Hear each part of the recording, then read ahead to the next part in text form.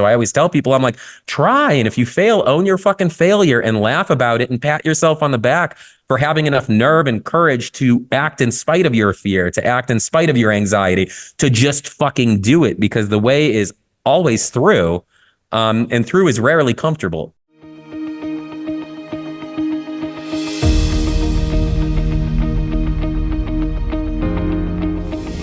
Welcome to the Studio Takeover podcast. I'm Kat Ford Coates. Today, I am joined by none other than the Jonny Edward. If you are unfamiliar with Jonny's work, I highly encourage you to go to jonnyedward.com and just get acquainted, and quickly. Jonny, welcome. I'm so glad you're here. Thank you so much for the kind words. And yeah, it's a pleasure to be here. I'm excited about this chat. And yeah, we'll just see where things go. Fantastic. For those who maybe haven't heard of Jonny Edward, those living under a rock, can you tell us about who you are and what you do? And not the canned, like, I do this and this and this, but like what you love about what you do. And come on, I was rehearsing my elevator pitch for the past 2 hours. You have to let me get it out in 45 seconds. No, absolutely. So yeah, obviously my name is Jonny Edward, as Kat said. I am a photographer. I think I've been struggling to even like define what I am as a photographer. For the longest time, people called me a fashion photographer, and I'm not that, though a lot of my images have a fashion vibe to them. More than anything, I'm probably an editorial photographer, editorial portrait photographer, and that I really love. I love storytelling. I love narratives. I love exploring the human experience. I love really delving into who an individual is and sort of what they want and where they've been and where they want to be, and then figuring out ways creatively to sort of manifest that through visual storytelling with what I do. I'm also an art director, wardrobe stylist, and creative educator. So on top of everything that I do, I really enjoy empowering and emboldening other creatives to follow their own respective path, whatever that path may be. And more than anything else, I'm driven by people. I know that sounds like a canned response, but it's really not. Photography gives me a way to connect with individuals in a manner that I never have before. And in that connection, I feel like they get to be seen and heard and celebrated sort of exactly as they are in those moments. And in the process of seeing them and hearing them and lifting them up, I myself can also be seen and heard and celebrated. So it's this really beautiful, powerful, sort of reciprocal connection. And I feel very, very driven by that. And moreover, I love texture, I love color, I love art in general. And so this is a way for me to sort of combine my two big passions, people and art, and make some really fucking fantastic imagery and hopefully inspire and uplift people, along the way, and try and be some semblance of a beacon in what is currently a very dimly lit world. Have you ever heard of Hawthorne's theory or the observer effect? Slightly, yeah. You can feel free to refresh my memory though, because the ADHD and sleep deprivation is strong with this one. So it basically, and I'm sure that the internet will correct me if I'm wrong, but it basically states that the observer effect occurs when the person who is making the observation becomes part of the observation. Absolutely, yeah. And there's a lot of correlation with like mirror kind of philosophy of like what you appreciate or judge in others is actually what you judge in yourself. Yeah. But I actually equate that a lot to how you show up and connect with the people that you do photograph. Because I think that's sort of where style and aesthetic are born, right? Is when you kind of bring some of who you are to the table to create with someone else. And you are really terrific at connection with the people that you photograph very quickly. Like I've watched you come in and just immediately like just dial in, and it's really quite fascinating to watch. Oh, thank you. That's wonderful to hear. I think for me, it sounds sort of metaphysical, and maybe it is, but there's like this very profound energetic element to it. So it's that thing. And for those of you who may not be that necessarily in tune, or you're like, oh, he's going to talk about metaphysics. Like, it's just that vibe when you walk into a room and automatically you feel comfortable or you don't, or that thing that we say about certain people. You're meeting a good friend's, new partner and you're like, oh, I get a bad fucking feeling about them.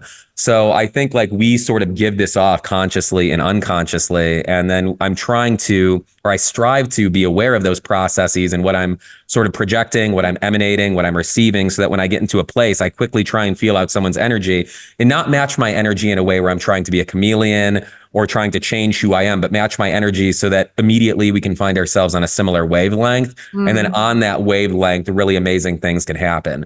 And that probably is a testament to having a really sort of chaotic childhood where I sort of had to adapt constantly. So at that point in time, it was something that wasn't so pleasant, but I think that probably instilled me with a unique set of communication tools, especially on the nonverbal, non-outward side, that just allow me to quickly sort of build that rapport. And it's also just genuine love. Like outside of someone being a total douchebag, like I really love and enjoy people, and that opportunity to sit with them in any capacity, whether I have a camera in my hand or not, is just really special and significant to me. Well, and being able to read a room, as a child, right, was probably a matter of just self-preservation. Absolutely. And being able to understand the people around you, especially like when they're close to you, and know like which way to go and when. Yeah. Safe, not safe, good, not good. Like these almost like reptilian brain type primitive instincts that over the course of time got refined more than probably for most people, simply as exactly that, self-protection and sort of evolution and that type of thing. Like you say that people assume you're a fashion photographer, right? Yeah. But really, it's more like fashion-inspired editorial portraiture. Like obviously you have a love of fashion like many aspire to. Yeah. If the fashion component were stripped away, what do you think would be like your go-to design lever, right, that you would pull to build a body of work, right? A lot of people, when they're like not just starting a business, but like building a folio or trying to discover their style, even if they love fashion, right? It's a component of a recipe. Yeah, very much so. That allows you to speak visually. If fashion were not an option, like if you were kind of hands tied behind your back to shoot, what do you think you would lean on to create that body of work? I think I would probably lean into something that's already part of the probably fashion oriented work that I tend to do. And that's just really, really stepping into minimalism. I think one of the things that sort of categorizes my work is there's this aspect of almost like grandiosity or opulence in a lot of it, or at least that's what I've been told by several people.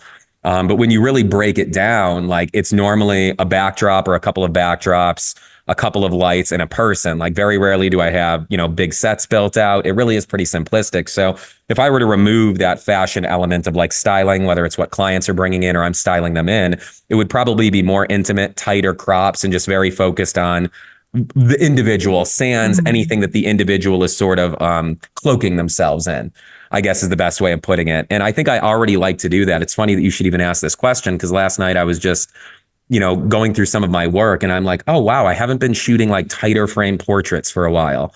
And what I find is that it really has to do with like my connection to myself. So the past couple of sessions I've been getting tighter and closer. And I think that's essentially a projection from me of I'm feeling more at one with myself. And so when I'm feeling more connected to myself, I tend to let that periphery kind of fall out, and I zoom in quite literally on the individual. And when I'm not, and I'm feeling disconnected from myself, you'll see a lot more negative space. You'll see a lot more full body shots. But I'm having that inkling in me right now to remove the fashion element. And in fact, I just shared a set today with one of my favorite people. I shared it on Instagram. Her name is Judith Boyd. And for those of you listening, her Instagram is Style Crone, and she's fucking amazing. She's 80 years old. She's one of the most fabulous people and women I've ever met. Like even the name on Instagram, she's reclaiming the word crone as something positive and empowering and reframing that association. But I realized that I was looking at this set, and her wardrobe, like, to anyone who knows me, you think my wardrobe is good. Like I look like a pauper when in the presence of this woman. She is fabulous. She'll walk in with like these pieces from Dior from the 1960s. And I'm just like, it's Wayne's World. Like we are not worthy type shit. But I photographed her in just this really basic white blouse for a couple of the photos, and I loved it because I saw her more. Like fashion is a big part of who she is, but it's a big part of how the world perceives who she is, not who she is in actuality. And I actually even spoke to that when I wrote a little bit about the session. And so I really loved seeing her removed from some of that opulence and grandiosity, because while that creates this really mesmerizing sort of package, it belies what a powerful and interesting and kind-hearted woman she is, someone who worked in some of the worst places in this city for a long time with sex workers and with the addicted, who walked up and down streets that people like me were afraid to walk up and down while she was listening to jazz and dancing the whole way. Like, she's a significant individual. And I think some of that gets lost perceptually when there is that cloaking and that cladding and those external layers. So I think, I would just pull that back, and it's like, let's just put on a t-shirt or a turtleneck, something simple that has nice lines that's not distracting. And let's focus on emotionality. Let's focus on expression. Let's focus on getting into places in our mind and experiences and our dreams and our traumas and all of these things, and just see what emerges from allowing ourselves to be present in our experience, not only in this moment, but in the experiences we've had in the past and the experiences we aspire or even fear to have in the future. And seeing where that goes and what sort of develops and what sort of frames emerge from that. I mean, you've seen the wardrobe at my studio. Oh, yeah. Massive. Yeah, it's amazing. And I've been really kind of frustrated with it over probably the last 6 months or so. Interesting. And at first I was like, oh, I guess I'm just bored with everything. And I went and I started shopping for things, and I was like, man, am I done with this wardrobe? Do I just want to strip everything away? And one of my favorite series that we've done over the years is Come As You Are. Yeah. And it is just typically it's a black and white campaign. No if you show up wearing makeup, fine, but I'm not providing the whole glam squared, right? Yeah. And I haven't done it. I haven't shot it for a couple of years now. And I think one of the things that I've always loved about it is this uniquity of the person that's in front of you and how they want to be seen. And it's not always a raw piece. There's this uprising of no retouching, and which I think is incredible and wonderful. Yeah. But some people, if you're paying me, I'm happy to retouch whatever. Of course.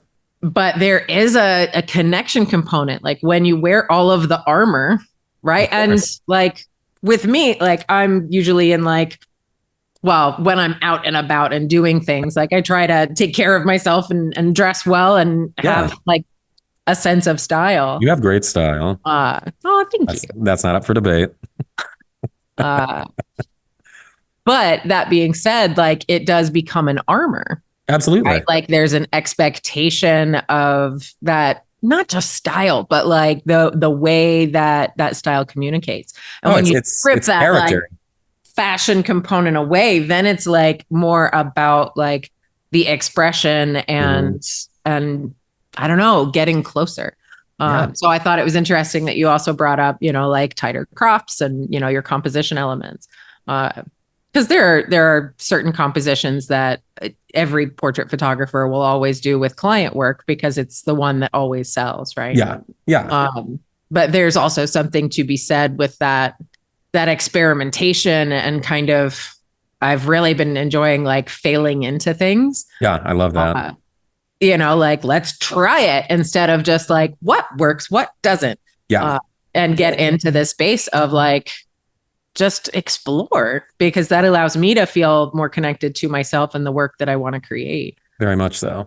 Well, and I think the interesting thing about wardrobe too, might not be, I don't know, at this point it's been growing every day. So my wardrobe might be as extensive as yours now.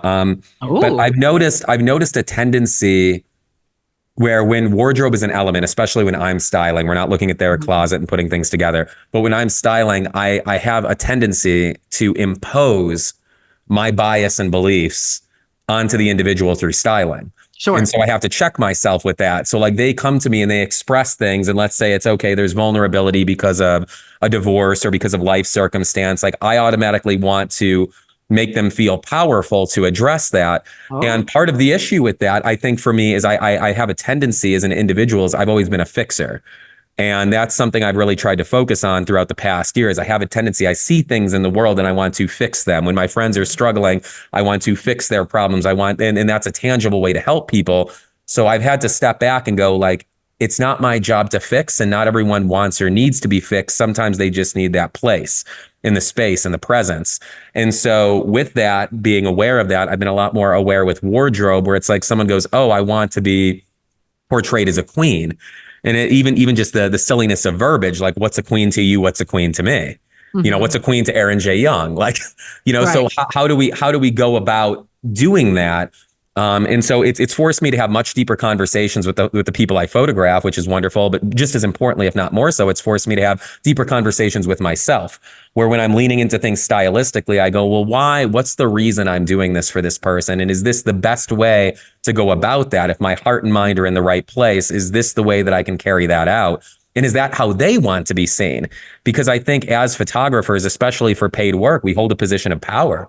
And we hold a position of authority. So, you know, when you say, hey, you're going to look amazing in this, going back to the energetics, you have to feel people out, because sometimes they're like, yeah, I know I'm going to look amazing, but you see this dullness in their eyes and you're like, all right, like, but that's not what you want. Even though you know categorically we're amazing at what we do, we're going to make you look amazing. This isn't your amazing. And so with what you're saying, I really identify with that right now too. Pulling that back, it removes that variable. So it's one less thing to be concerned about, to obsess over, to stress over. And without that there, I can be more focused on the individual who's in front of me. And ultimately, that is my superpower, is to be able to connect. So anything that I can do to amplify that provides that much more of a powerful experience for the person I'm photographing. And maybe the photo isn't intended for the cover of Vogue, but maybe the photo is intended to radically change how they view themselves. And fuck Vogue in that case. I'm not here for Vogue. I'm here for them. So yeah, I really, really agree. There's a title. I mean, that's a whole other sidebar. I'm actually really disenfranchised with Vogue right now.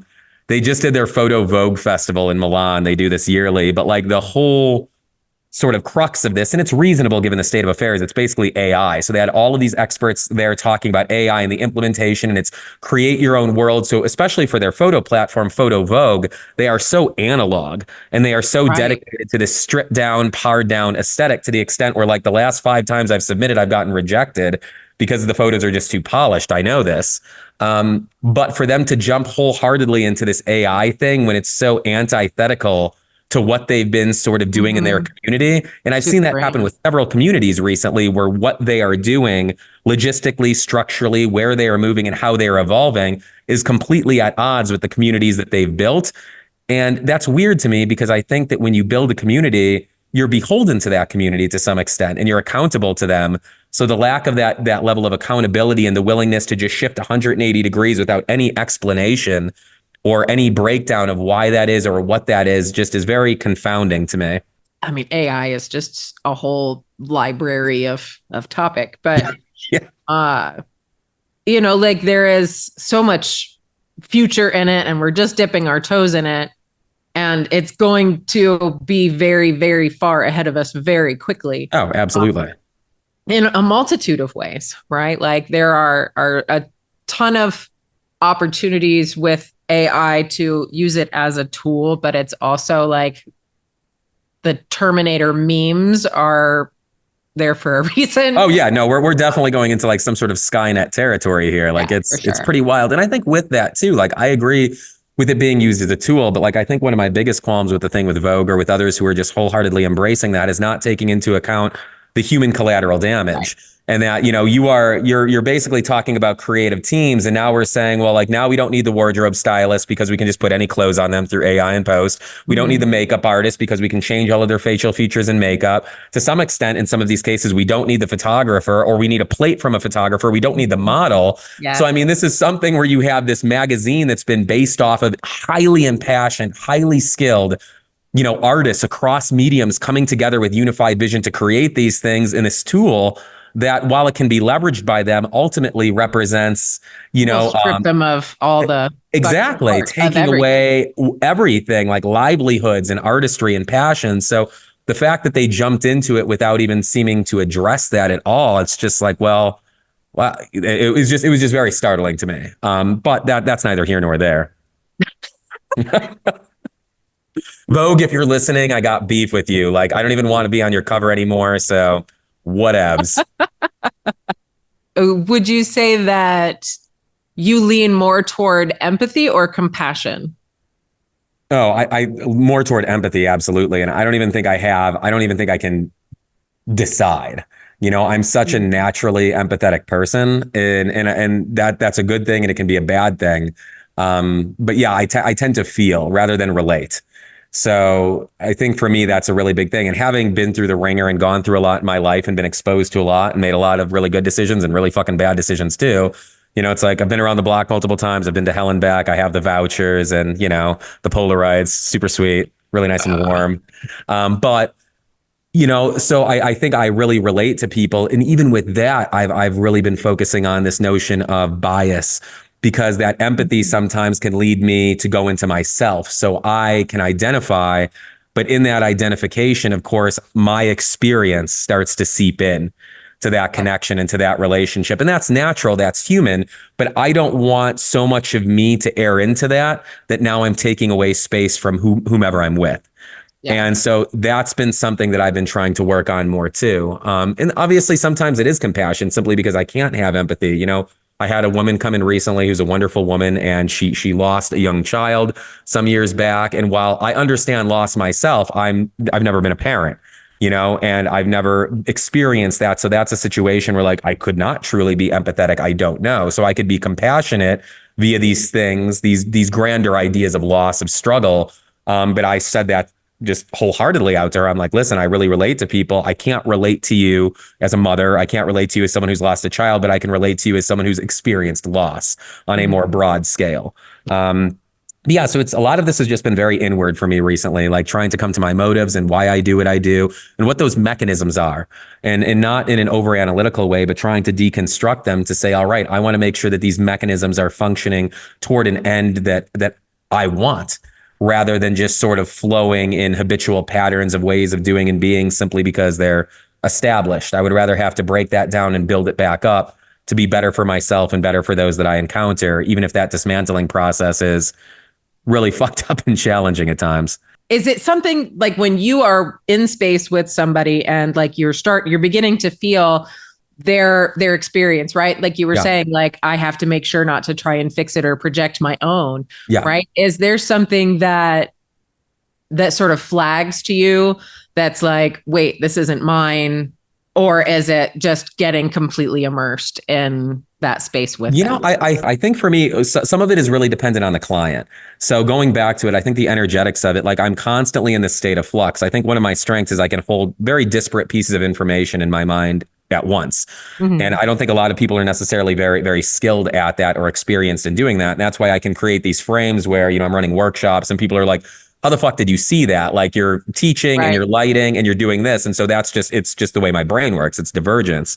But I'm constantly almost in an evaluative phase of feeling the back and forth. And so I'm taking on their energy to some extent always because of being an empath. But then I start to really focus on, are they taking my energy back? Right. So like, how is this system working? If it's plumbing, like, is the flow coming in? And if I notice myself that I start flowing out, I know that I'm getting lost in that empathy and in that emotionality. And in getting lost in that, like I start to lose my grounding as a photographer and being able to stay present and being able to stay objective and being able to stay behind my camera instead of invested in that. And that's challenging. It's really, really hard. So it's subtle shifts that I think I sort of feel in myself. And I mean, there's been times, obviously, if you get a really intense story from someone and you feel emotion, I think that's beautiful and it's natural. But like I've noticed where I'm almost going to fucking cry, or I start to experience like anger toward this individual with what they're saying. And I'm like, okay, like that's taking up space. So I think within us in those moments, we have like a finite amount of space. And the more space that I have filled up, the less space that I can openly hold for them. So if I notice myself almost starting to get congested, I realize that I'm doing them a disservice. And maybe that's a conversation we could have after the session or in a reveal or something like that when I don't have a job to do. And my job is to honor them and to create portraits that speak to them in a way that they want to be spoken about and to have them viewed and seen in a way that they want to be viewed and seen, or just creating a conduit for them to maybe be viewed and seen in ways they've never been viewed or seen. But it detracts from my ability to do that. So as soon as I notice that, I start to put it up. And I think the hard thing for me too is that I tend to be a very all or nothing person. So, in let's say friendships or relationships, I'm either intensely, like you can absolutely know that I'm half Sicilian because I'm emotional and my voice is up and my hands are everywhere and it's this and I'm that and I'm like dancing while I talk. Or I look like a sociopath because I'm so cold and clinical and detached and analytical and logical. And so I have to watch that too, because if I start to turn off that empathy, which I think I can do to some extent, that quickly becomes a detachment. Right. And so towing that line can be really challenging, especially with certain clients, in what they want or need from us and what we're striving to give them in those moments. Well, and that's where cookie cutting comes into play, at least in my world. I was having a conversation about like, if I am not connected to the person that's in front of me, if I am not connected to myself, I will immediately just sit down and just, okay, and turn this way and bring your shoulder forward, like without conversation, without like monitoring how they move naturally. And we'll just 1, 2, 3. And like, I can make a lot of money that way. But it's not like the work that is created. Like you could look at those photo shoots, right? And like say there's 12 images from those photo shoots here, and over here is work that I love, right? And there is a visual disparity. Oh, absolutely. Like between the connection to the subject and like I can look at them and I'm literally like, and it's interesting, like I don't know how interesting it is, but like in the space of, the people whose primary concern of like being in business, right, over the artist versus the artist who is also in business, like there are two camps. Yeah, very much so. Right. And the camp of like, don't get me wrong, I want all of my businesses to generate shit tons of cash, like bring me truckloads, right? But at the same time, like I created these businesses so that I can show up in love with what I do every day. And as someone who is compassionate, and I have to be careful with that compassion because I can recognize, like those negative feeling moments, and my compassion causes me to want to fix it. Right? Like that fixing thing you were talking versus just holding space for someone to exist in that moment. And so like empathy for me and like if someone's close to me, like I can certainly like take on those emotions and feel them, in my heart. But for everyday people, it's really more like a clinical, like, oh, okay, this facial structure is doing this weird tension thing and their breathing is off. Like, okay, something else is up.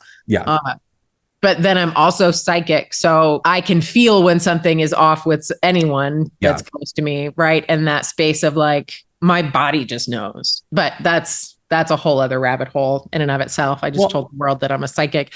I'm a witch, everybody. It's fine. Well, what I was going to say is I think that's an interesting thing too. Like given the fact that we're both, in different ways, but also in very similar ways, very different ways, but very similar ways, since we're both educators and mentors, I think there's an interesting aspect about that too, where, if you have that ability, let's call it ESP, let's call it psychic, let's call it energetics, however someone wants to sort of encapsulate that. I think that's challenging as an educator, at least it has been for me, because I have people in these workshops. And, if I'm working with a model or an individual I've worked with 10 times, of course, you're going to expect that like I'm going to have a great connection with them. They're a friend and we know each other. But I always try at these workshops to bring in people who I've never worked with before, too, to try and break down what that looks like. And it's hard because you do it. And you like, how do you deconstruct and teach that process? It's literally like certain people just have an aptitude for things and not everyone is great at everything. And that's what makes life interesting. But it's really curious to lean in and people are like, well, how did you just connect with that person so easily? And I'm just like, well, yeah, I mean, I sat down with them and asked them a question. and for me, it's the most natural thing in the world. It's like breathing and they sit down and ask a question and they're like, hello, Kat, how are you? Is your life good? And you're just like, what the fuck? So it's just that kind of dawned on me that there are these intangible things and they're so important. They're so important to sort of address, but they're also very hard to deconstruct. They're very hard to analyze and sort of, at least for me, like maybe that's just something that I have trouble dealing with. I mean, that's the crux of teaching in general, right? Is like, how do I build a course out of this? Yeah. And when we're talking about things that we have natural bias toward. Yeah, of course.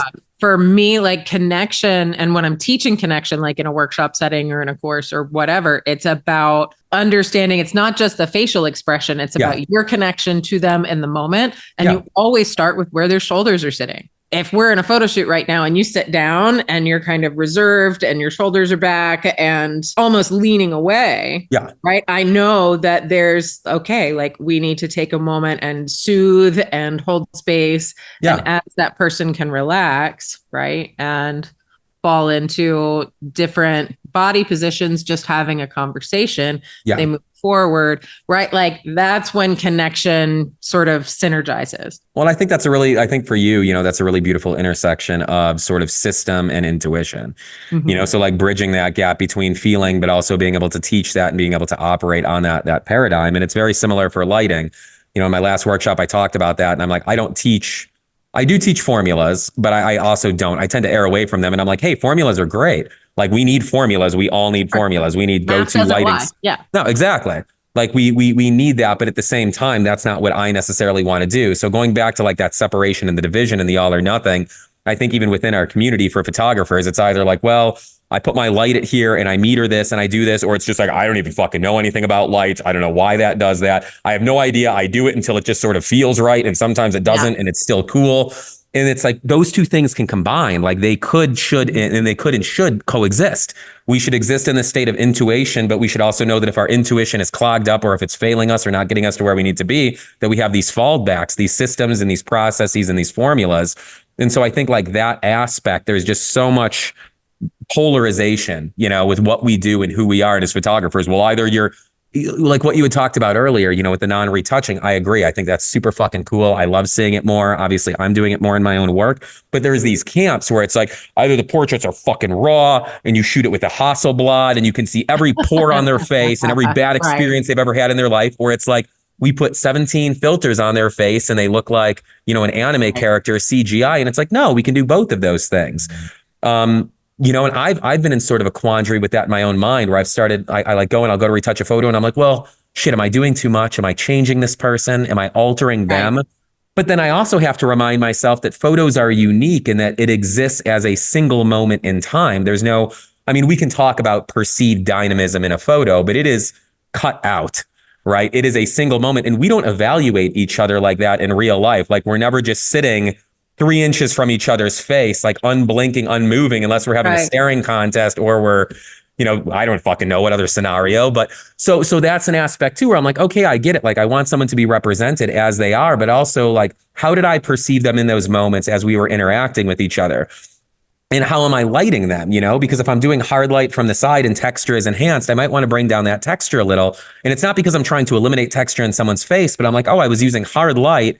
And this is a person who's sliced out. Well, no, I'm exacerbating it. Right? Point being, exactly. And I see a lot of photographers doing that where it's like, I'm going to turn the clarity all the way up and the sharpness all the way up and the structure all the way up. And I'm going to use hard light. And I've been photographed like that before too. And I'm like, hey, I know I got some scars and shit on my face and I've lived kind of a raucous life, but I also know that I do not look like fucking that. Like that looks like, you know, a topographical map of a desert fucking landscape. Like I've been working on these pores. They're not that unrefined. So, and I mean, I think that speaks to everything with us too, you know, this whole idea, but I love this notion, and what I'm moving toward is this convergence, you know, where we have art and we have logic, we have process and we have intuition, we have instinct, and then we also have a path that's more defined and structured. And I think when those two things come together, it's not only incredibly fulfilling for us, but it allows us to do the best on behalf of whoever we're photographing for whatever reasons, because we show up more whole and wholehearted. And in that process, we create space and a mirror for them to be more whole and wholehearted as well. Right. Oof. Boom. I'm just, instead of doing a mic drop, I'm going to do a mic tilt there. So I just tilted my mic. Boom. Oh no, it just changed. Oh, now my microphone. And there we go. So I tilted too hard. Don't do mic drops when you're in the middle of a podcast. It's a really bad, really bad idea.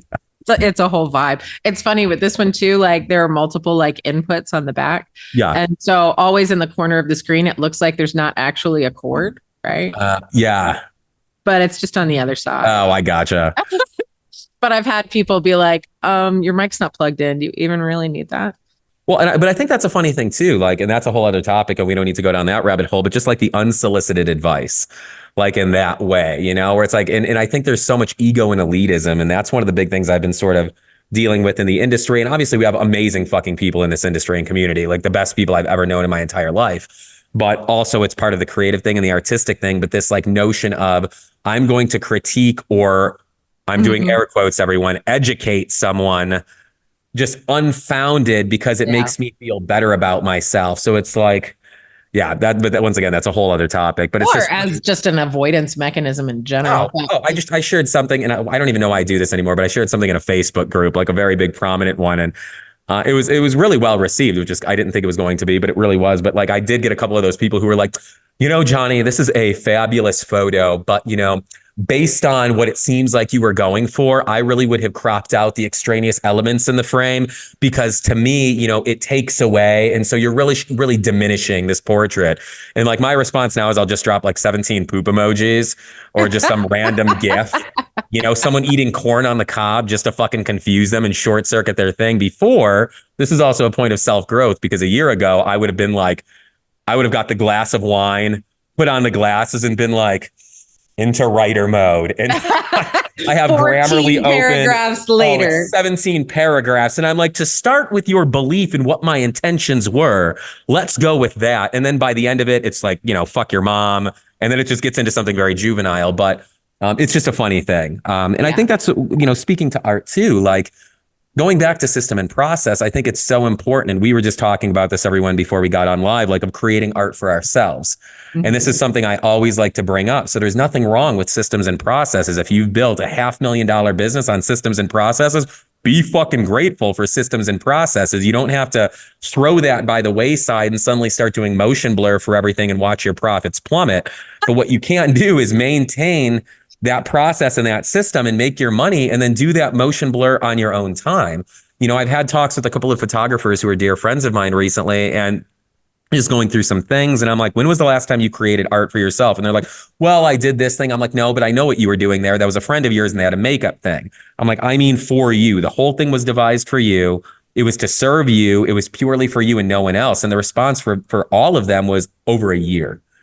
Oh, like categorically. And I'm like, well, I'm not saying that this is a panacea, but that is a big fucking red flag, an issue that needs to be addressed. And so we get stuck into it, and then we just sort of do what we know. And then sometimes even when we're doing creative things, I know for me, if I have a session coming up, like I have a big commercial client on the 21st, like I just tried to do a creative project and I wasn't being creative. I was doing light testing. Right. And there's nothing wrong with that, but it was pragmatic. So I'm like, ooh, I wonder if I add the fill in from this direction. But because I was so intentional, I was actually short circuited in my creativity. So I wasn't creating art for me. I was using that session as a means to try and bulletproof my lighting for my work. So even sometimes, when we think we're being creative, we're actually just, in strategic mode, or we're thinking in the back of our minds, ooh, and I do that 40 over 40 campaign at the beginning of Q1. This is going to be perfect for that. And it just takes over. And there's nothing wrong with that either. That's human. But it's just another thing where I constantly have to evaluate and check myself. Like, what's your intention? What's your expectation? Where is this originating from? Where is it going? And, if I can answer those things honestly, I'm like, all right, this is either what it needs to be or it's not. And then, either keep going or change course as necessary. Well, and when it comes to like creating for yourself, there are byproducts of that, right? Yeah. And the byproducts might be the light tests or, new execution or marketing, right? Yeah. Like, hey, I finally fucking did it. And here we are. And like, I achieved this thing. And it finally, it took 2 years and 40,000 customers. And I finally figured it out. Yeah, of course. And then it becomes a part of your toolkit that you can bring to those paid sessions. Yeah. Being able to simply create for yourself without the reason exactly that's needed. I think that should be addressed, because a lot, like, I mean, I'm not sure like what stage of business you're working with people on for your education, but the majority of my people are in their first 5 years. Yeah. Right. And like I teach on the portrait system platform, and those people are the majority of the people that I train on that platform are in that like first year. Yeah. They're like, what's a folio box? What's price per image? In-person sales, right? And I'm so glad they're asking. Right. But in my space, it's really more like the people in those first 5 years, like they're doing in-person sales and they're so focused on systems. Like, God bless them, because I dream in systems. Like, systems are just how I show up in the world. Yeah. But at the same time, like, you have to give yourself a chance to exhale. Yeah. You cannot only, like, your sole focus can't only be in like, am I priced profitably to leverage this marketing campaign to do this thing and make money here? And, oh yeah, I'm an artist, but I haven't actually created anything for anyone. Yeah. It's a tenuous thing, and I think there's these different domains of knowledge too, and so there's nothing wrong with becoming hyper focused to the extent where the blinders are on and there's nothing in your peripheral. But once you get what you need, you have to be able to pivot back to something else. So I think for me, that's that. I'm always sort of jumping back and forth between these different pieces in the pond, so to speak. And I'm like, all right, I'm here for now and I'm being really creative again. But all right, I've been so creative that I've gotten into like the Warhol-esque creative mindset, and I need to get back to generating fucking clients, because while this is all well and good, I'm not going to have the space to create in unless I get my shit together on the business side. I got to make some money. Exactly. And then vice versa. And sometimes all of those things come together and it's this really beautiful, perfect storm. But I think more often than not, like, hopefully we're all aspiring to evolve and become, I don't even want to say better, but different, more refined iterations of ourselves as we move forward. And it's necessary for us to focus on things, remove that focus, and then focus on something else. But obviously money is a big thing. It's necessary and it's easy, and you get the immediate reward, because if I focus on my business and I book a client that turns into $3,000, I get the dopamine hit and I'm like, oh, sweet. Now I can get a new piece of camera gear or pay my mortgage or whatever it is. If I'm in here and I get a really great light painting thing with my flashlight, I can be like, ooh, that's neat. It looks like Reversi. But beyond that, there's nothing necessarily tangible. So then we're working back into that tangible and intangible sort of thing, which can also be challenging to navigate. And especially when you do the creative stuff, I think that's the other hard thing, is a lot of people, and I've heard this from so many people recently, they're like, well, I really love this shot and I put it out there. I put it on Instagram, or, I put it on Facebook, or I put it on Threads or X. I hate calling it X. I just still call it Twitter. People are like, it's X. I'm like, I know what it is. I'm not going to call it X. But they're like, I put it out there and it was crickets. And I'm like, that doesn't diminish what it is though. But it's like, that's the whole point, is if you're creating for yourself, and then what you're creating is predicated on the validation you do or do not receive externally, you're short-circuiting your own creativity. But we're in a society where it's all sort of like we're programmed for the serotonin rush, the dopamine rush, all of these things. And then when you don't get it, it's like, oh shit, I fucked up, I failed, this wasn't a good investment of my time, etc. Well, I mean, yes and no. Like I can see that there's like a very big component of that is true. But I think it's also, we've all been taught, like, especially as visual artists, right? And if we're in business, we have to show what we want to sell. Yeah. So we go and we create something and we're so proud and we put it out and it's crickets. Yeah. That means that the audience that we have doesn't want what we really want to do. So we have to continue catering to what we think that they want to do. And that just limits your audience from actually finding you. Yeah, very much so. So when you just start incorporating, and I run into this a lot with students, well, how do you get them to be creative? And I'm like, you just do it. Yeah, exactly. Right? Like, and they're always like, but they have, like they want to do this and this and this. I mean, they'll tell you if they don't want to do it. Yeah. Right? And you're like, I always come to a session with an opportunity to do something unforgettable for them, that's inspired by them, their goals, and what I've learned from them during that consultation. Because I want to make sure that everybody who walks in the door does feel like I give a shit, for one. Yeah, right. And create something that I'm not going to create with anybody else that was inspired by their goals, their dreams, their vision, their personality, something they said in passing. Bring it to the table with an invitation. Like, hey, by the way, I also pulled these things aside for you. I would love to talk through a concept that I had based off of reference point here. Yeah. Now, does that mean it's executed well at all times? No. Like I have had some clients be like, you know what? Like, let's do it. And then we go through the image selection and they're like, it just didn't. And I'm like, you're right. It didn't. Oh, of course. Absolutely. Right? If you're doing in-person sales, if they don't like it, they don't have to buy it. And it just goes in the trash bin on your computer. Like, I love that approach. And I have a very similar approach myself. And I think the beautiful thing is if someone comes to me and we decide that they want 3 defined aesthetics, you know, I'll get those aesthetics done. And then once those aesthetics are in the bag and I know I have the shots that I need and I know that that's going to hit the numbers that I want to hit, then it becomes playtime. Then I'm like, hey, by the way, like we still have 50 minutes. Like I want to keep creating. Are you down to keep creating? Let's just play. Like there's no pressure. We got everything that we need. And so then they don't feel like they're trading off something based on that initial consult or whatever it was decided upon. And those have been my best sales because then someone ends up seeing that stuff. And not always, of course. Sometimes people look at these and they're like, those look like shit. And I'm like, oh, well, I mean, didn't work out.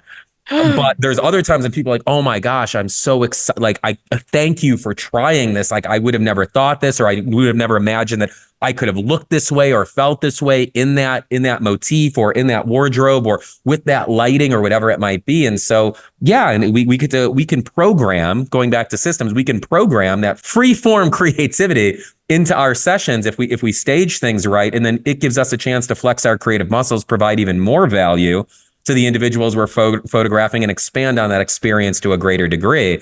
But it's uncertainty. And so a lot of people come to me, and you focus a lot more, rightfully so, on business. Like I try not to teach business at all.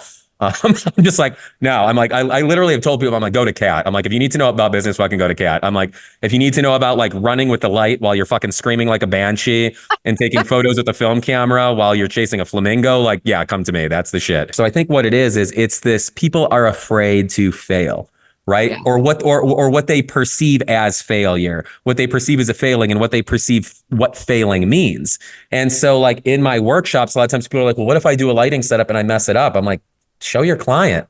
Like one of the most humanizing things that I'll do is like literally I'll show them and I'll be like, look, I'll accidentally take a photo when I'm holding my camera at my hip and they'll be like, look at this frame. Look at that. Isn't that beautiful and abstract? That's the best photo I've ever taken. Or if I mess up lighting or something doesn't fire, and it's so humanizing. I think that's the other thing is, especially if it's not a model, if it is an individual who doesn't want to be photographed or isn't comfortable initially or thinks they're not photogenic or whatever it might be, there's so much hierarchy. You know, they walk into the studio and they see a beautiful space and they've seen your work and they're like, oh my God, you're so talented and you work with beautiful people and you're almost like a demigod. And that hierarchy is hard because instead of looking at them eye to eye, they're looking up at you and they believe you're looking down at them. And so as soon as you fuck up like that and you own it and you're like, wow, I can't believe you're paying me money. Look at this shit. And then they laugh and you laugh. And then all of a sudden there's this beautiful connection and your shoulders drop and their shoulders drop and you're two people present in that moment. And then all of these really wonderful things emerge. So I always tell people, I'm like, try. And if you fail, own your fucking failure and laugh about it and pat yourself on the back for having enough nerve and courage to act in spite of your fear, to act in spite of your anxiety, to just fucking do it, because the way is always through, and through is rarely comfortable. It's definitely challenging for sure. Yeah. And, you know, I have the very similar conversation, you know, it usually comes up, not so much like if the gear doesn't fire or whatever, but it's in overshooting. Students will be like in the studio, and when you're learning how to pose and create your composition and remembering all of the things that go into architecting the imagery that you're creating, it can very easily like all leave your head the second you pull your camera up. Yeah. Oh my God. And the way I always like filled that awkwardness was through just firing. Yeah. Right. And just being like, no, great job. And keep moving. Yeah. At 1,000 frames of the same fucking image. Yep. And I was like, this is killing me. Then when you move into in-person sales, if you're doing like immediate image selection appointments, then you really got to cut it down. Yeah. But it's sort of bringing in the human factor the same way you would with like leaving your lens cap on or trying to make light, right? Because you have the hierarchy and they're just like, who is this person? She has, you know, whatever. Because I show them everything. I'm like, look, you are going to see the out of focus, the blinks, like, and when you can put those images side by side with like imagery that you actually created and are selling to them, humanizes you because look, I fucked up. There are like 26 frames out of 100 that are like, Kat, did you go to bed last night? What's going on? But side by side, it's the skill that comes in that architecture next to something that was a misfire or a mistake. So when you can slow down enough to be intentional with what it is that you are shooting, and that's not to say you can't like chase a creative flow, right? Like by all means, please do. But understand that it's not about filling the space with your shutter. It's about being present with the person that is trusting you with that presence. Yeah. I think that's a incredibly beautiful way of putting it. And, you know, for me, like I tend to book really long sessions. So I'll book like 3 or 4 hours for sessions, and that's excluding hair and makeup. And people are like, holy shit. Exactly. That's the exact response. But it's really funny because people are like, oh, you probably take 10,000 photos. And especially if it's, you know, let's say it's a client who comes in and we wind up photographing 6 looks. And someone's like, you know, how many? But it's like the majority of the time I'm having conversations like this with a person. The majority of the time over that course of 4 hours, like my camera is not even up. And then there's those points when I don't want to say it's serendipity because I don't wait on that. Like I act as a catalyst for it. But then we move into these places where it's a beautiful creative flow and it's intense, and then we back up. So I'm constantly sort of undulating through just being present with the person and then actively photographing them. And that's another thing that I do and feel great about for rapport. So then the person leaves and they're like, holy shit, I feel great. I know these photos are fucking amazing. And like, I know a little bit about Jonny and he knows a little bit about me. And this is really fucking cool to have that human connection. So it's just, I've had people like mentors come in and watch me shoot and they're like, holy shit, like, you only picked up your camera like every 10 minutes over the course of 2 hours. And I was like, yeah. And sometimes I just shoot nonstop for 2 hours. You know, sometimes that's it. But like generally speaking, there's just a lot of downtime for that. But I agree with you. It is. And it's nice to be able to show everything.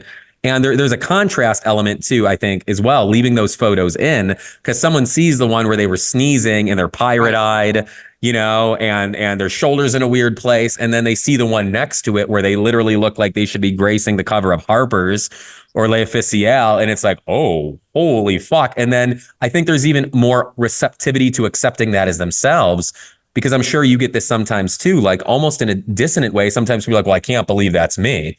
And it's like, it's nice to hear as a photographer, but you're also like, well, no, I really want you to believe and internalize that that's you, because that's fucking you. So then having those, what would be considered outtakes in there, it's like, holy shit, no, that's how I normally saw myself, but that's also me. And that's really fucking cool. Yeah. And well, it's about creating that tangible evidence that that version of you exists. Absolutely. Very much so. Holy crap. Like, yeah. And that also comes down to being open to showing, you know, doing those instant reveals or showing the back of your camera, tethering or whatever you're doing, and not gatekeeping that. And then when someone can see, and obviously the edited photos will look different to whatever degree or margin, but when they see themselves on the back of the camera on the screen, if you're tethering in that moment and they're like, wait, that's no Photoshop. And I'm like, fuck no, there's no Photoshop. That's you right now. Like that's you as I'm talking to you. And what that does transformationally, objectively for that individual, I mean, that's one of the best feelings in the fucking, exactly. I just got the chills too. That's literally one of the best feelings in the world. And we change lives. We literally change perceptions. We change conceptions. And when someone's perception of themselves changes, their perception of everyone in their world changes, and the world itself. And it's fucking spectacular. God, it really is. Man, I love what we fucking do. It's pretty wild. And on my down days, I remember that, you know, when I get dissonant or when I'm focused on the things that don't drive me as much. And even when I'm doing the work that doesn't fulfill me as much as an artist, like we've talked about, I'm going through processes. It's, you know, more of a conservative personal branding or it's headshots. I'm like, well, I can still give that same all. Like I might not be invaded the creative part of my brain, but my heart is still just as invested. And they could look at that headshot, and sometimes that headshot can be that same level of transformation. You know, maybe it's not them standing on a ladder with 7 of my industrial fans blowing and it looks like something out of one of Tim Walker's book, but the simplicity is there. And then they see that. And so we still wield that power regardless of how abstract we're being or creative we're being, because it really is about the connection and it's about our presence and their presence. And that definitely, you know, sort of feeds my spirit and keeps me going when I'm not necessarily being, you know, the manic maniac artist that exists within me. Well, and, you know, like taking it into personal branding and headshots, like, I think that's where systems have really kind of supported me in making a distinctive brand with it, with your work, with my work. There are photographers all over the country that have worked on, you know, building a very specific signature aesthetic. And in the branding space allows you to sort of take that to becoming a piece of status for people.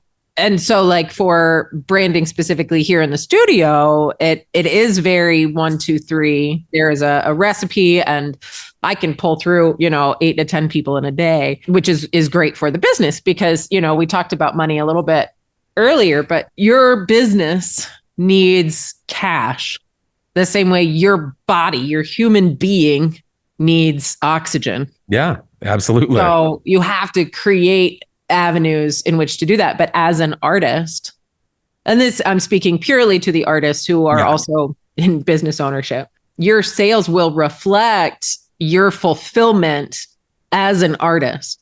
So if you are not allowing yourself the opportunity to be fulfilled, you can watch your business revenue blow straight through the floor. Yeah. I've done it countless times where I'm just like, yeah, let's make that money. Let's make that money. Right. And then I turn around and I'm like, why am I not making any money? Because I've just been doing a whole bunch of stuff that I didn't really want to do and not having any boundaries for myself, and everything that I created, the clients hated. So they decided not to buy. And wait, right. That's because I'm not making any fucking art. Yeah. Got it. Absolutely. Well, I think, it's really important to me, and I think it's important to a lot of people to be transparent about like these things like that, to hear that like you are a maven as a business person. So I think it's important for people to hear like, oh shit, like Kat, like undulates, she's undulated. Like, seriously, and I know undulate's a funny fucking word. The undulating cat, that sounds like memoirs. But I think it's so important for us to speak to that. And especially, going back to the education side of things, like I really like to speak to my struggles, and not in like a woe is me thing. Cause I've been around educators who are so fucking diminishing because they're like, oh, I suck and everything that I do. And I'm like, wow, no, bad luck. Do not do that. But at the same time, and here, I'll to all of you listeners, you're going to get an exclusive transparency from Jonny right now. I had a really wonderful session a few days ago. A mother reached out to me about her daughter, Autumn, and she's aspiring to be modeling. She's a classically trained violinist, incredibly precocious and incredibly intelligent, really crazy story. She was adopted. She had like a cleft palate when she was younger. And so there's all of these different things. And I got to know the family, and I was so invested. This woman and her daughter are so amazing. And I always give my all, but I was like, fuck, like I'm going to take my all and I'm going to give even more to this. That's how impassioned I felt about these clients and grateful I was for them. And we had an amazing session. It was brilliant. We went through all of these looks. And at one point, Autumn was playing the violin, and I had this beautiful Caravaggio style light, and we had flowing chiffon. And I was just like, holy shit, this is like some sort of fantastical fairy tale. And they were lost and I was lost. And they had the most wonderful experience immediately after they wrote. And they're like, thank you so much. That exceeded our expectations, and we expected the world, and you gave us more. And it was so, so powerful. And I'm almost tearing up now thinking about it. And so I'm like, all right, I'm going to start. I just want to get a feel. I was so excited about the session. I'm like, I want to get a feel for these images. So that night I import them. I'm looking at them, and I'm playing in Capture One, and I start shifting things color wise. And I'm like, what the fuck is going on? I couldn't get it. There was weird like magenta shifting into my photos. Yeah, you know where I'm going. Cat's face right now just shifted. So long story short, about a week ago, I had a really hard time with someone who's essentially family. They're passing away. I had shot self-portraits. I didn't want to have to edit them, so I put my camera in JPEG and set it to black and white. I never put my camera in JPEG, and so I never would think to look at these photos, look at that setting, because it never shifts. Well, right. I didn't look at the fucking setting. I left it in JPEG for all the entire shoot. So I shoot really, really close to straight out of camera. Like these JPEGs are stunning. They're phenomenal, right? But my heart dropped. All of that excitement and energy that I had was lost. I was on the verge of a panic attack. I'm like, oh my God, I wanted to give this to them. I'm going to have to reshoot. I'm thinking about money. I'm thinking about morality. I'm thinking about me as an artist. I'm thinking about this young woman. And I got in my fucking head.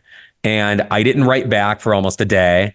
Like I let it go. I sat on it. I tried to ignore it. Not the right thing to do. Mhm. And then I end up writing this fucking email going back to how overly verbose I am. And it's like, and the mother is an artist. So she's an oil painter, an acrylic painter, really brilliant artist, but she has a background in digital photography and film.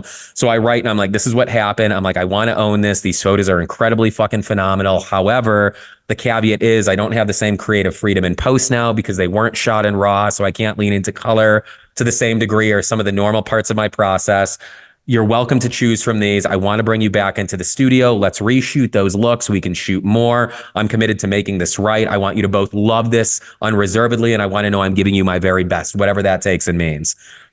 To the extent where it was so over the top, I literally just bashed myself into nothing, and I'm waiting for this response from Maya, the mother's name, and I'm waiting and I'm waiting, and all of a sudden she writes back and it's, hey Johnny, we skiing right now. We didn't really have a chance to look at these galleries. I know the difference between RAW and JPEG. I can't believe these are JPEGs. These are so fantastic. You're so wonderful. Please don't beat yourself up. I don't even know how we're going to choose from this spectacular collection, blah, blah, blah, because I just gave them a preview. You're so wonderful. I already want to schedule another shoot with you. If you feel like you want to do a reshoot, we can do that. You don't have to. And I took this breath and I was like, oh, thank the goddess, thank the gods, thank whomever, the fucking spaghetti monster in the sky.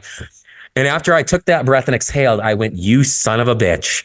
You could have sent out this fucking email immediately, addressed it just honestly, but I created this narrative in my mind that my business was going to collapse and she was going to have picket signs out front and she was going to be like, never go to this fucking guy because he's a piece of shit. And I spiraled into this. And of course, I'm still upset that it was in JPEG, but honestly, I understand why I did it. And so I gave myself some grace and some understanding, but like these things happen. And I'm like, I'm excited to share this and talk about it because like we fuck up, we fail, we make mistakes. Like to err is to be human, and that's okay. Like it's not about making the mistake. It's about how do you address that mistake? How do you move forward? What do you do with that? That's what counts. And hopefully not doing what I did and berating yourself into, smithereens in the process of this. Well, and here's the thing, like what it is you've got to be able to give yourself some grace because shit like Absolutely. That is going to happen. Yeah, very much so. Oh my God. I'll send you these later, but I showed a couple of colleagues these and they were like, dude, those are fucking spectacular. They're like, I'm going to sell my gear right now because that's a JPEG. That's what it looks like. And they're like, just deliver it. Just deliver it as is. No one will ever know. But it was just a point for me. And to be certain, now I'm not critiquing myself. It's from a place of love that I'm like, wow, like I gave too much away in the process of making it right. Like I diminished myself to an extent that was unnecessary to make that right. And so everything's a learning experience. Like obviously not checking that setting was the learning experience, but then how I addressed it is a learning experience too, because I didn't give myself enough grace. Point being is that like we're always evolving, we're always learning, we're always doing, and to do, if you're trying, legitimately trying, if you're giving something your all, if you're putting your passion and your heart and your being into it, failure is going to happen. Fuck ups are going to happen. Mistakes are going to happen. Not only are they unavoidable, they're integral to our evolution. They're integral to the process of being and becoming. And so all that we can do is just own them and smile about them and move forward and keep going and not use that as fuel to denigrate or admonish ourselves, because that is not a path forward in any way whatsoever. So like you not checking that setting is simply just part of your system that you did because that setting never changes. Exactly. Right? Well, now, okay, that's not going to happen again. Yeah. Right? Oh yeah. No, I can guarantee that will be checked 3 times every time now.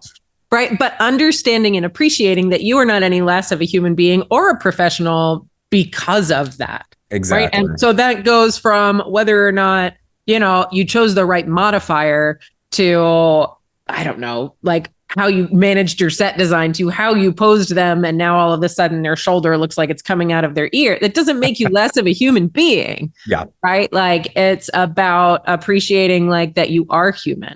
Yeah, and absolutely coming out on the other side of that, she's going to turn around. Right. And you watch, she's going to turn around and be like, he's amazing. We had this, kerfuffle occur during the session. She probably won't say publicly what it was. Yeah. But not only did Johnny come through and completely own up to the mistake, but offered X, Y, and Z. And these images are stellar, even just straight out of camera, let alone, you know, da da da da da, and Yeah. we want this big giant artwork for our home. Thank you so much. I can't wait for our next session. Yeah, exactly. You know, and you're over in the corner, just like, I can't believe this was such a rookie mistake. I'm an In asshole. the fetal Like, position, just questioning all my decisions. right. Like, I'm like, I'm just throwing going to up on buy an old yourself. school Yeah. bus and live in it like into the wild and sell my gear and, you know, close the studio. But it's why it is crazy, you know, being an artist, I think. And I talk about this a lot. And I always bring up accountants, and I don't know why. Like, I'm not, if you're an accountant out there too, like, I'm not trying to knock on you with this. But, you know, my bit is I worked in the corporate world for a long time. I've done so many things before photography. And, you know, I know, like, I similarly attended bar and was in the F&B industry like you. And I didn't equate my work to myself to almost any degree like I do in photography, because art is an extension of me. My business is about the art that I create and how I connect. Therefore, my business is an extension of me. And so there's all these crazy deep-seated associations. So when I fuck up or make a mistake in my business and in my art, then I internalize that as I'm fucked up as a person, because I can't as easily separate it as if I was at the accounting firm and they're like, oh, Johnny, you're on the audit wrong. And I'm like, oh, shit. Yeah, I was operating on 1 hour of sleep and I'd only had my 7th cup of coffee for the day. Like, that makes sense. Versus for this, I'm like, you know, oh, it was JPEG instead of RAW. And I'm like, you are the worst human being to ever exist. You should disintegrate into the ether. You fuck up, you know? So it's such a wild thing. And so it's also just the understanding of that for everyone out there. If you're listening and if you're struggling with this and you're internalizing these things, one of the worst things you could do, and then we feel bad for feeling bad, because then you're like, oh shit, I'm internalizing these things that I feel bad about them. Well, why am I feeling bad about them? And then that spiral. So it's just all normal. And we're navigating turbulent waters, and there is so much chaos and there's so much uncertainty and there's so much unknown. And so some days everything's going to click and you're going to feel in your groove and you're going to feel like royalty and you're going to feel like a mountain mover and a world changer because you are. And other days you're going to feel like an utter husk without much. And that's okay. That's part of this. Now, don't stay in that husk state. Yeah. Because that's not a good place to be for you or for the world, because then you can't do what it is you do and give your magic. But yeah, it's just, it really is an ebb and flow. And it's a surreal, wild ride for sure. Wild fucking ride. Woo. Yeah. Well, and on your point about the business is ultimately an extension of you, the way somebody's kids might be. Your business is a separate entity from who you are. However, it is so connected to you at a heart level as an artist. Yeah. That the measure of success in that is going to be your revenue. So if you are choking the life out of yourself, your sales will reflect that. Yeah, very much so.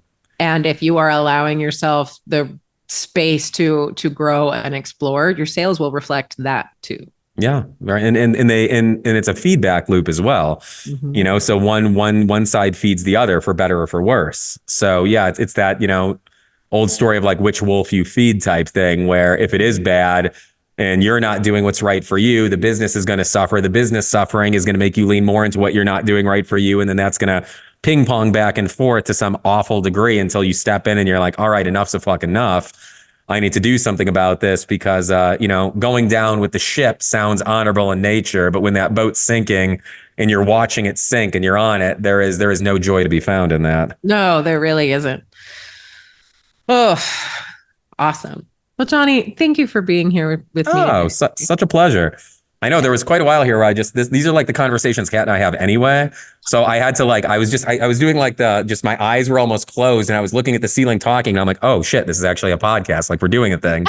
But no, this has been great. I loved it. And thank you for, you know, inviting me and for the opportunity. And hopefully some folks out there listen to this and feel, you know, a little less lonely or feel inspired or heartened. And certainly, you know, I hope all of you go out there and make a bit more money and create a bit more art and give yourselves a bit more grace and just fucking revel in this process, because I don't know what the meaning of any of this is, but I know that in many ways we get to decide that. So decide to have some fucking fun and do some great things and connect with fucking people and live your life, because it's finite and it's ephemeral. So just don't fucking wait. I think that's the biggest thing. Don't wait.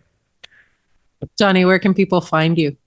You can find me at my website, which is jonnyedward.com. That's JONNY, no H, EDWARD, no S.com. You can also find me on Instagram at Jonny Creative. Once again, no H. And that's actually funny because that's how most people know me. They actually, a lot of people don't know my last name. even at Portrait Masters when I modeled, they tagged me like I had a chance to photograph Johnny Creative, and I'm like, well, that's not my name. It's gotten to the point where I've actually debated a legal name change to changing Edward to Creative, and I'm like, fuck it, I'm just gonna run with this. Like, Max Steel style. I'll just be Johnny Creative legally. And even on the street, I'll have people like, yo, Johnny Creative. I'm like, just Johnny's cool. That's right. That's right. But anyway, this has been super, super, super awesome. I love this chat. Once again, thank you for the opportunity.